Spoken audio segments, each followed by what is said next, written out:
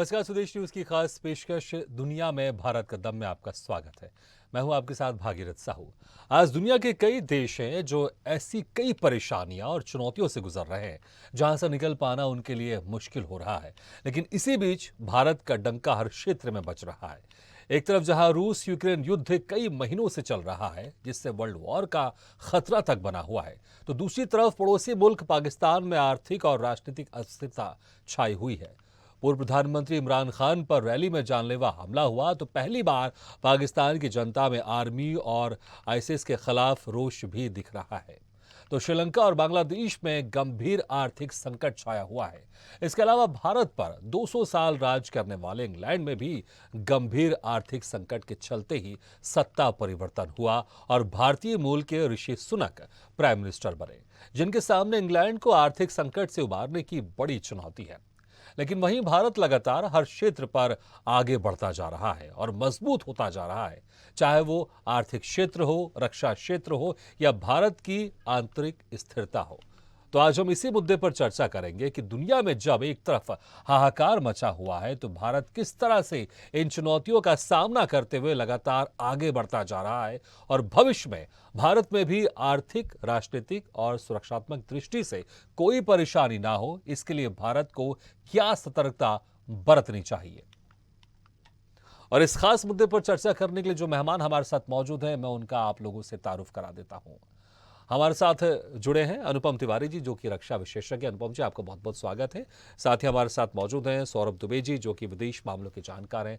सौरभ जी, आपके बहुत बहुत स्वागत है। और हमारे साथ हैं डॉक्टर तपेश चंद्र गुप्ता जी, जो कि अर्थशास्त्री हैं। डॉक्टर तपेश चंद्र गुप्ता जी, आपके बहुत बहुत स्वागत है। सबसे पहले सौरभ दुबे जी, आपकी बात जानना चाहूंगा। जिस तरह से पूरी दुनिया में हाहाकार मचा हुआ है, हम एक तरफ रशिया यूक्रेन की बात कर लें, पिछले 8 महीने से वहां पर युद्ध चल रहा है। श्रीलंका में, बांग्लादेश में आर्थिक संकट छाया हुआ है।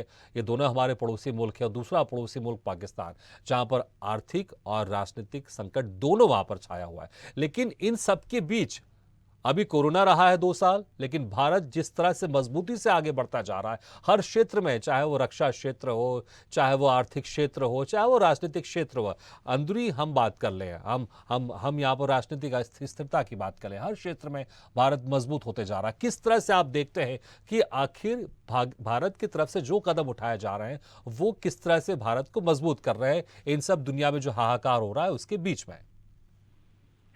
देखिए, दुनिया भर में वर्तमान समय में जो मौजूदा स्थिति है वो संतोषजनक नहीं। चुनौतियां कई सारी हैं, लेकिन भारत की हम बात करें तो भारत आत्ममुग्धता में नहीं डूबा हुआ है। और हालांकि हम कई सारे क्षेत्रों में अच्छी प्रोग्रेस कर रहे हैं, अच्छी उन्नति कर रहे हैं, लेकिन हमें आत्ममुग्धता से बचना होगा। और अब तक हम जिस रास्ते पर चलते आए हैं उस रास्ते से चलते हुए हर क्षेत्र में, चाहे वो राजनीतिक क्षेत्र हो, चाहे वो आर्थिक क्षेत्र हो, इसके अलावा अन्य भी जो विभिन्न क्षेत्र हैं उन क्षेत्रों में हमारा जो प्रदर्शन है वो ठीक ठाक रहा है। और ये कह सकते हैं कि हाँ, बेहतर प्रदर्शन रहा है हमारे पड़ोसी पाकिस्तान या बांग्लादेश है, चीन है और दुनिया के कई सारे देशों के मुकाबले में। अब कुछ मुद्दे और कुछ चुनौतियां ऐसी होती हैं जो कि सभी देशों के लिए होती हैं, जैसे हम क्लाइमेट की बात करें और इकोनॉमी की बात करें तो अलग अलग देश की अलग अलग प्रकार से उनकी चुनौती है। लेकिन जो देश के आंतरिक मुद्दे होते हैं वो हर देश के अलग होते हैं। अब जैसे पाकिस्तान इन दिनों आर्थिक संकट का सामना कर रहा है, वो उसका अपना विषय है क्योंकि उसका एक्सपोर्ट कम है। भारत का व्यापार लगातार दिनों दिन उन्नति कर रहा है। हाल ही हमारे चीन से संबंध बहुत अधिक मधुर ना हो, सीमा विवाद भी हो, लेकिन व्यापार पर इस विवाद का कोई असर नहीं पड़ा है। और यही कारण है कि हम चीजों को अलग रखकर अपना व्यापारिक दृष्टिकोण अलग रखते हैं और बाकी रिश्तों को अलग रखते हैं और हमेशा उनमें ये गुंजाइश जो बातचीत की होती है वो हमेशा बनाए रखते हैं। और यही कारण है कि भारत के अधिकांश देशों से संबंध बेहद अच्छे हैं, मधुर हैं। और इस वैश्विक परिस्थिति में भारत निरंतर ग्रोथ कर रहा है, इकोनॉमिक स्तर पर ग्रोथ कर रहा है। अब हमें देखना होगा और हमें ध्यान देना होगा कि हम आंतरिक रूप से जो एक अंतिम व्यक्ति होता है, हम बात करें पूंजीवाद की और समाजवाद की, तो ये दुनिया में एक दो प्रकार की साइकोलॉजी चलती है। और हमें ध्यान रखना होगा या भारत की सरकार को ध्यान रखना होगा, वो ये कि अंतिम व्यक्ति तक सरकार का संदेश पहुंचे, सरकार का लाभ पहुंचे, हर एक व्यक्ति को पर्याप्त मौलिक सुविधाएं मिले और ताकि हर प्रकार से वो सक्षम बने व्यक्ति। अभी पाकिस्तान की जो स्थिति है वहां हालात अस्त व्यस्त होते हैं, हम जानते हैं कि लोग जल्दी आतंक की तरफ ढकेल दिए जाते हैं। उसका एक कारण, ये सबसे बड़ा और अहम कारण है कि लोग मौलिक सुविधाओं से महरूम हैं। आप देखेंगे कि आतंकवाद, सीरिया हो, पाकिस्तान हो, आतंकवाद या इस तरह की जो बुरी साइकोलॉजी है वो उन्हीं क्षेत्रों में ज्यादा पनपती है जहां सुविधाओं का अभाव होता है। सुविधा संपन्न व्यक्ति कभी भी गलत राह पर नहीं भटकता, क्योंकि इस बात की संभावनाएं बेहद कम होती हैं जब किसी को संपूर्ण सुविधाएं। बिल्कुल, लेकिन सौरभ जी मिलेंगी। मैं थोड़ा सा आपको काटना चाहूंगा यहाँ पर। देखिए, मुझे एक दूसरा एंगल इसमें यह भी लगता है कि अगर आपके पास सुविधाएं नहीं है तो आपके पास एक अपॉर्चुनिटी होती है, उन सुविधाओं को आप कैसे पा सकते हैं सही रास्ते के तहत। जब कोरोना काल की अगर हम बात करें, हमारे देश में पीपी किट नहीं बनते थे, लेकिन हमने जब बनाना शुरू किया और हमने खुद ही उसको मेक इन इंडिया के तहत बनाया, उसके बाद फिर हमने कई देशों को हमने एक्सपोर्ट भी किया।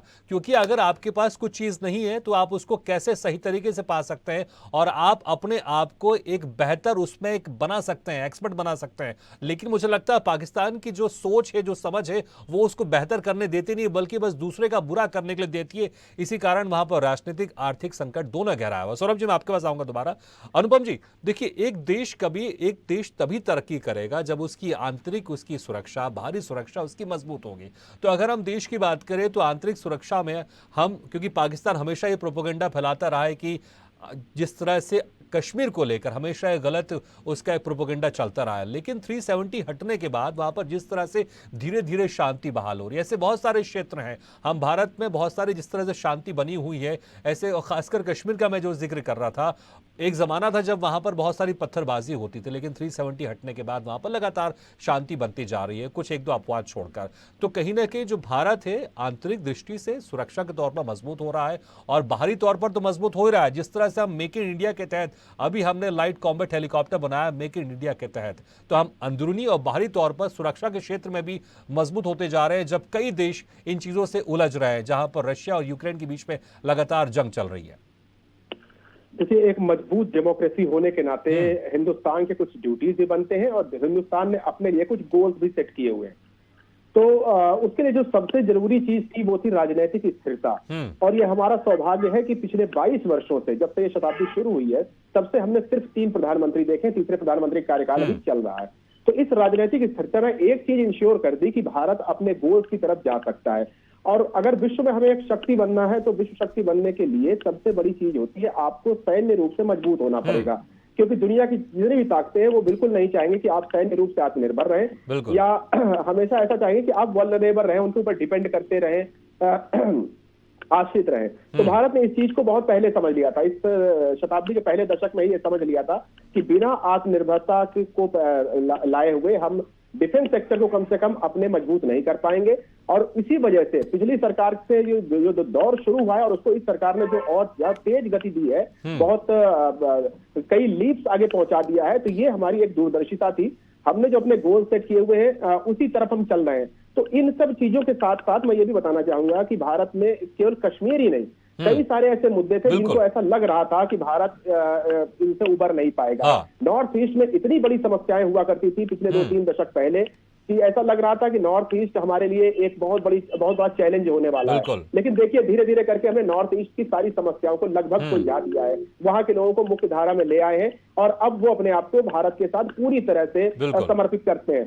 इसी तरह हमें ये जो चंदन तस्करी वाला जो इलाका था, साउथ का जो डेक्कन का इलाका था, वहां पर बहुत सारी समस्याएं थी अंदरूनी, उसको भी हमने एलिमिनेट किया। साथ ही साथ जो छत्तीसगढ़ और बंगाल में जो माओवाद की जो समस्याएं थी उसको भी काफी हद तक हम नकेल लगाने में कामयाब रहे। तो ये हमारी राजनीतिक दूरदर्शिता थी, धीरे धीरे करके हमने इन सब चीजों को एक एक करके टैकल किया और आज हम बेहतर स्थिति में हैं। और जब आप अंदरूनी हालात आपके सुदृढ़ हो जाते हैं, जिस तरह हमने देखा कि कितनी तमाम तरह की आतंकवादी घटनाएं भारत में तमाम क्षेत्रों में हुआ करती थी, हमने अपने इंटेलिजेंस को मजबूत किया, उसके ऊपर काम किया। और आज ये इन सब जो घटनाओं में काफी कमी आ चुकी है। विश्व का माहौल चाहे जो भी हो, दुश्मन हमारे चाहे बढ़ते ही रहे, लेकिन हम अपने आप को हम मजबूत कर रहे हैं, सक्षम कर रहे हैं।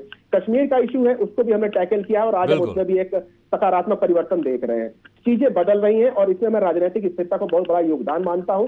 और भारत की जो वर्तमान सरकार है, इसमें इस चीज को जब आगे बढ़ाया, मेक इन इंडिया का प्रोग्राम चलाया, आत्मनिर्भर भारत की तरफ कदम बढ़ाए, बहुत सारे प्राइवेट प्लेयर्स को, बहुत सारी इंडस्ट्रीज को डिफेंस सेक्टर में शामिल किया, ये एक बहुत महत्वपूर्ण कार्य। तभी हम देख रहे हैं आज हमारा स्वदेशी एयरक्राफ्ट कैरियर समंदर के ऊपर तैर रहा है, स्वदेशी लाइट कॉम्बैट एयरक्राफ्ट और हेलीकॉप्टर्स हमारे हवा में दिखाई दे रहे हैं, स्वदेशी बंदूकें हमारे सैनिकों के पास हैं या आने वाली हैं, स्वदेशी तोपें हमने बॉर्डर पे तैनात कर रखी हैं। तो ये एक तरह से बहुत मैं कहूंगा कि ये आत्मनिर्भरता से आगे की चीज है। अब हम इन सब चीजों को एक्सपोर्ट लेवल पर ला चुके हैं। बहुत सारे देश हमारी तरफ देख रहे हैं, जो हमसे तेजस खरीदना चाहते हैं, जो हमसे हाबिट्जर खरीदना चाहते हैं, जो हमसे तमाम तरह के अत्याधुनिक सामानों खरीदना चाहते हैं। ड्रोन इंडस्ट्री, जिसको कि भविष्य के युद्ध लड़ने के लिए माना जा रहा है कि ये बहुत निर्णायक साबित होगी, और हमने यूक्रेन वॉर में इसके कई सारे आयाम भी देखे हैं। उस ड्रोन इंडस्ट्री में हमारे नौजवानों ने, आम नागरिकों ने जिस तरह से स्टार्टअप दिखाए हैं, वो चीजें आश्चर्यचकित करती हैं और भविष्य के लिए भारत को एक संभावनाएं भी दिखाती है कि एक ये इंडस्ट्री ऐसी है जो भविष्य की है और इसके ऊपर भारत अपनी पकड़ को बेहद मजबूत करेगा।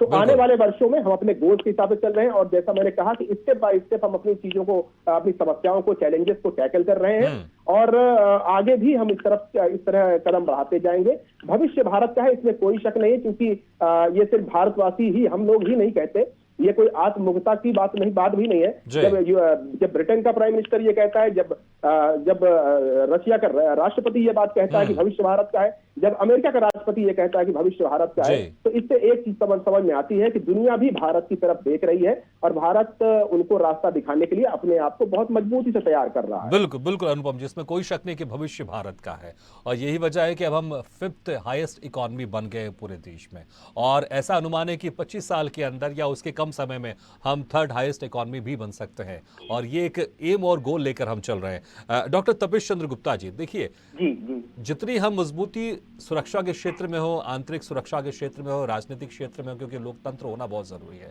इन सब चीजों में हम जितने मजबूत होंगे, लेकिन एक हमारा जो देश का जो इकोनॉमी है, जो अर्थशास्त्र है, वो भी मजबूत होना चाहिए, तभी हम विकास करते जाएंगे। और यही देखने को मिल रहा है कि जब हमारे पड़ोसी देशों में आर्थिक संकट छाया हुआ है, कई देशों में आर्थिक संकट छाया हुआ है, लेकिन उसका असर हिंदुस्तान में ऐसा नहीं दिखाई दे रहा, बल्कि जो हमारी जो ग्रोथ रेट है वो लगातार बेहतर और अच्छी होती जा रही है। क्या कुछ वो स्टेप थे जी डॉक्टर तपेश चंद्र जी, क्या कुछ वो स्टेप थे जो कुछ साल पहले हमने ले लिया था और उसका असर यहाँ पर एक बेहतर दिखाई दे रहा है दूसरे मुल्कों के मुकाबले? नहीं, बेहतर नहीं दिखाई दे रहा है। मैं ये कहूंगा कि सामान्य परिस्थितियां हैं। ठीक, जो हिंदुस्तान है वो लगातार प्रगति के पथ पर रहेगा।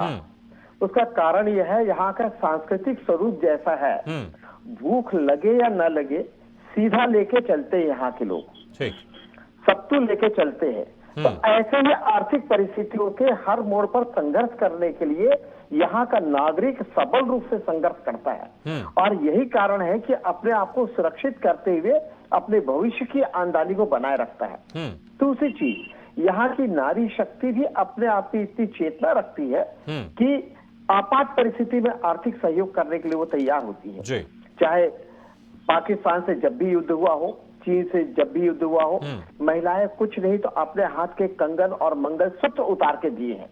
जिस देश की नारी इतनी समर्पित होगी, जिस देश की संस्कृति इस प्रकार से विकसित होगी, तो निश्चित तौर पे वहां पे आर्थिक संबलता आएगी। किसान भी अपना बीज धान होने के बाद पहला एक खेत अगले साल के बीज के लिए निकाल के सुरक्षित रख देगा। और यहाँ का पुरुष दीपावली में चाहे कितना भी बोनस मिल जाए, वो सामग्री खरीदता है जो उसके ड्यूरेबल, मतलब लंबे समय तक चलने वाला हो। वो शॉर्ट टर्म वाला नहीं खरीदता। अब देश से, भारत से अलग हुए कई देश हैं, बांग्लादेश है, पाकिस्तान है, श्रीलंका है, अफगानिस्तान, ये सब में अव्यवस्था क्यों है? ये अवसर और लाभ को देखते हुए, क्षणिक लाभ को देखते हुए एक भूखंड को अपने भाग में ले गए, एक हिस्से को अपने जीवन यापन का आधार बनाया। इनमें वह अपनत्व और संगठन की शक्ति नहीं है, जिस कारण वो पनप नहीं पा रहे हैं। श्रीलंका का नष्ट होने के पीछे कारण ये था कि उस भूभाग को संपन्न करने के लिए दूसरे का सहयोग लेने लगा, अपने आत्म संतोष के लिए दूसरे का सहारा लिया, आत्मचिंतन करके विकास की बातें नहीं सोचा। इस कारण आज वह पतन के कगार पर है। बांग्लादेश न तो पाकिस्तान का रहा न भारत का रहा, अपनी पृष्ठभूमि बनाने के लिए वो संघर्ष कर रहा है और उसके पास उतने संसाधन नहीं है। आज भी समय है जिसमें अगर पड़ोसी राष्ट्र चिंतन कर ले तो पहले जो मैं राजनीतिक दृष्टिकोण से बिल्कुल नहीं कह रहा हूं, भौगोलिक संरचना के दृष्टिकोण से कह रहा हूं, वह पुराना भारतवर्ष फिर एक संगठित हो जाए तो यह विश्व में सोने की चिड़िया ही होगी। आधे से ज्यादा कच्चा माल हमारा पाकिस्तान, बांग्लादेश, इन सबसे बन के आता था। यहाँ पे उद्योग हुआ करते थे, आज उनको व्यापार नहीं मिल रहा है, हमको उतने लोगों को कामकाज के अवसर नहीं मिल रहा है। हमारी भौगोलिक संरचना भारतवर्ष की ऐसी थी जिसे हम आर्थिक संबलता को प्राप्त करते थे। एक जगह उत्पादन होता था, दूसरी जगह श्रमिक उसको कार्य करके उद्योग अगर के रूप में विकसित करते थे। आज वो चीज खंडित हो चुकी है और परिणाम उसी को ही इनको भोगना पड़ रहा है, क्योंकि ये अपने साथ भारत की संस्कृति को छोड़ के गए और भारत की संस्कृति जितनी संभल रही है उसको तोड़ पाना मुश्किल नहीं है। अब आर्थिक दृष्टिकोण से कहें तो भारत में सभी प्रकार के संसाधन उपलब्ध है, खनिज संपदा हो, ऊर्जा हो, ये सभी चीजें हमारे पास है। जल भी हमारे पास पर्याप्त है, हमारे तीनों तरफ से जल स्रोत लगे हुए हैं। जल स्रोत मतलब समुद्र लगे हैं उसका मतलब नहीं, नदियां आके उसमें मिल रही है। मतलब आप सोचिए कि जम्मू कश्मीर से लेके कन्याकुमारी तक नदी का जाल फैला हुआ है, बाढ़ भी आता है, नुकसान भी होता है, फिर हम वो सबल होते हैं, फिर बाढ़ आता है।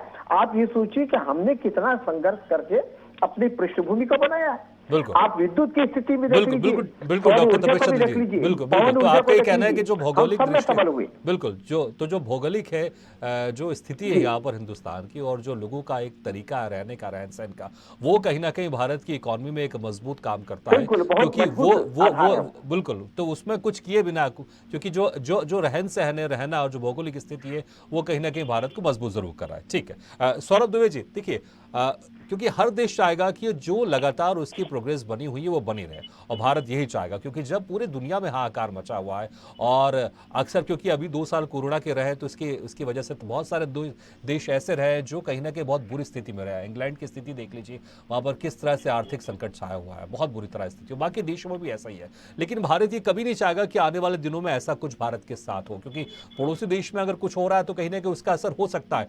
तो इसके लिए फॉरेन पॉलिसी में किस तरह से उसको अभी बदलाव करने चाहिए या फिर जो चल रहा है ठीक चल रहा है और इसको वैसे ही रखना चाहिए, कुछ बदलाव नहीं करना चाहिए? क्या कहना चाहेंगे आप, ताकि कोई ऐसी स्थिति भविष्य में भारत के साथ ना हो? देखिए, भारत की फॉरेन पॉलिसी कोई बहुत बड़ी नहीं है, कोई लंबी चौड़ी नहीं है। 2 शब्दों में कहूं तो वसुधैव कुटुंबकम की भावना पर भारत काम करता है और सर्वे भवन्तु सुखिन सर्वे सन्तु निरामया का भारत का सिद्धांत है जो वर्षों से कायम है।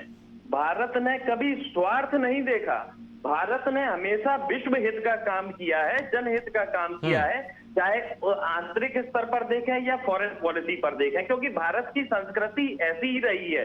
अभी जिस तरह से संस्कृति की बात कही गई तो हमने देखा कोरोना काल में कि किस तरह से लोगों ने एक दूसरे की मदद की। सरकार की मदद जिन लोगों तक नहीं पहुंची, वहां स्थानीय सक्षम लोगों ने मदद की और उसी मदद के भरोसे हम कोरोना जैसी महामारी से लड़कर उबरकर एक विश्व शक्ति के रूप में अपनी नई पहचान बना रहे हैं और गढ़ रहे हैं।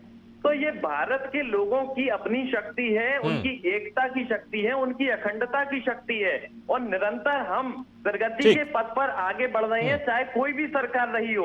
सरकारें आती हैं, सरकारें समय बहुत कम, इसलिए मैं चाहूंगा अगर कोई सजेशन अगर आपको लगता है जो आप इस हमारे प्रोग्राम के माध्यम से सरकार को देना चाहें फॉरेन पॉलिसी को लेकर। देखिए, फॉरेन पॉलिसी को लेकर बहुत ज्यादा मुझे नहीं लगता अभी कि परिवर्तन किए जाने की जरूरत है। हाँ, इतना जरूर है कि हमें अपने उद्योगों पर, एक्सपोर्ट और इंपोर्ट पर फोकस किए जाने की जरूरत है। वो इसलिए क्योंकि प्रधानमंत्री मोदी भी पहले ही कह चुके हैं कि ये युद्ध का दौर नहीं है और इस समय शक्ति वही है, शक्ति संपन्न वही है जिसकी इकोनॉमी ठोस है। तो हमें अपनी इकोनॉमी को ठोस बनाने की जरूरत है। जी बिल्कुल, ठीक सौरभ जी। तपेश जी मैं आऊंगा आपके पास।